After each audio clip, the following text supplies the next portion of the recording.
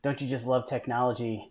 Good afternoon, everybody. Pastor Shane here. And yes, it is me, Pastor Shane. I decided to do my bi yearly face cleanse. So don't worry, if this bothers you, it will grow back. I just had done this a couple minutes ago, and apparently the sound wasn't working. So hopefully it's working now. I'll know when it's over. But today's devotion, it comes from Luke chapter 4, and it is from chapter 4, verses 42 through 44, right there at the end. I will share the link in the description down below, but it reads, "The next morning, Jesus sneaks away. He finds a place away from the crowds, but soon they find him. The crowd tries their best to keep him from leaving. Jesus says, 'No, I cannot stay. I need to preach the kingdom of God to the other cities too. This is the purpose I was sent to fulfill.' So he proceeds from synagogue to synagogue across Judea, preaching his message of the kingdom of God." And again, like I said, today's the devotion comes from clergystuff.com, and I will share that link as well.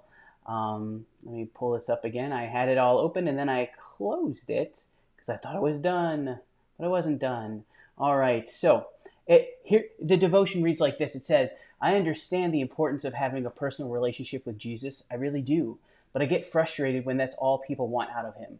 What can Jesus do for me? How can turning my life over to Jesus make my life better? Well, your life wouldn't be so bad if you had a close personal relationship with Jesus.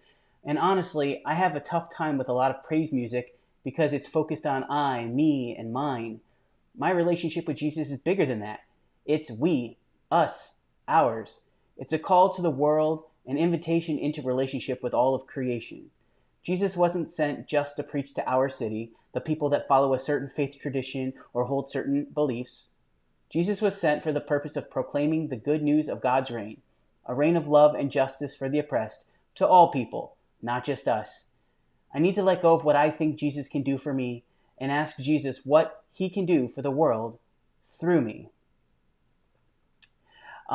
This week's message on Sunday is going to be about the kingdom of God. So I think this devotion hits me right where I live, especially this week. I too have a problem with a lot of worship music, especially contemporary Christian music. A lot of stuff that's on the radio. It's not because it's bad or it sounds bad or anything like that, but it it is all about me and I and my personal beliefs and my personal relationship. And while that's not nothing, it is not the core message of the gospel. And that is that the kingdom of God is at hand, that the kingdom of God is coming, and that we are going to be a part of making that happen. You'll notice that in my preaching, if I'm paying attention, I really try not to use I and you a lot, especially you. I don't want anybody to feel like I'm preaching at them. I want us to know that we are all in this together, to use a phrase that's been overused lately. It's not about me or you, it's about us and we together. That is what the kingdom of God is all about. It's not about, there's no kingdom when there's just one person. You know, if I'm the leader and nobody's following me, I'm just walking, taking a stroll by myself. So again, we can't keep Jesus to ourselves, and that doesn't mean just going out there and just talking about Jesus. It means living it out. It means the community, and that again, we can redefine community, or start to redefine community, to not just mean physical proximity to each other, which goes into yesterday's devotional about being in a time of exile. We live in a time that the disciples, that none of them, none of the church fathers, none of the leaders of the church throughout time, nobody before the past 60, 70 years could have truly envisioned a time when we could have community, have face-to-face interaction without ever sitting in the same room together. We are in such a cool time, and I think that requires us to expand our understanding of community and then all the things that go around with that. That's so cool.